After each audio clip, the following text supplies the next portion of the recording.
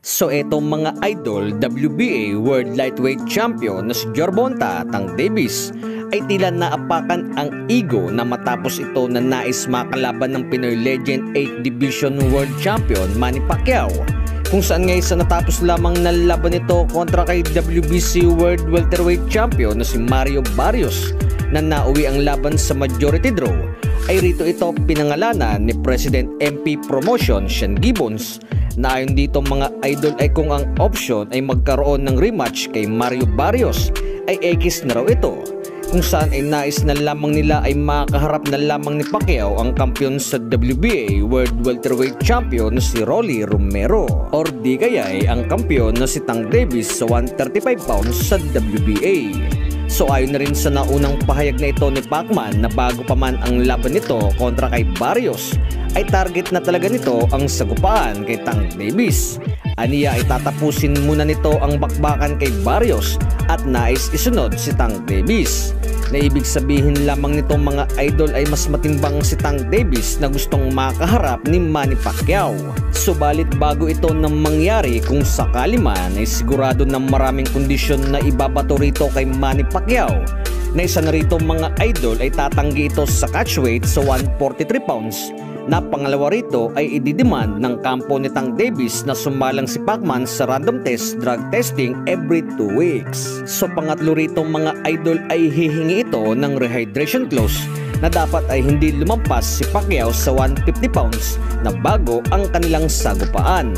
So isa ito mga idol sa ating nakikita na pwedeng mangyari kung sakaling mapag-usapan ang Pacquiao versus Davis sa hinaharap, kung saan ngay gusto lamang nito sa 135 pounds na alam nitong mananalo ito,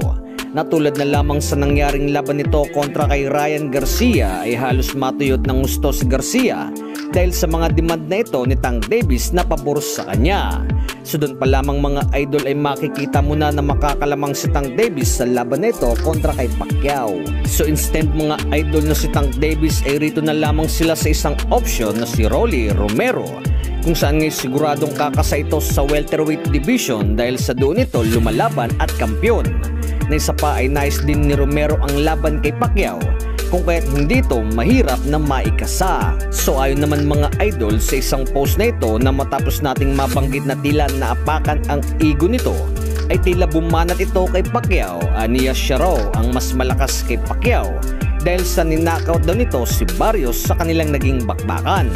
So 11th round mga idol ay tinalo nito si Barrios na 3 beses na rin na pinabagsak. Nabase na rin sa mga ganitong senaryo ay hindi porket tinalo mo ay panalo ka na kaagad kay Pacquiao. So marami ang ganitong boxing fans na tumitingin sa ganitong anggulo. So hindi basihan dito mga idol ang panalo ni Tank Davis kontra kay Barrios via knockout, na kung magkakaharap sila ni Manny Pacquiao at Tank Davis ay easy fight lamang ito, na kung magkakasundo ito sa tamang usapan ay rito tayo makakasiguro na may tulog rin si Davis. So patungkol naman mga idol sa dating unified super bantamweight champion na si Marlon Tapales, ay lumapag na ito sa bansang Japan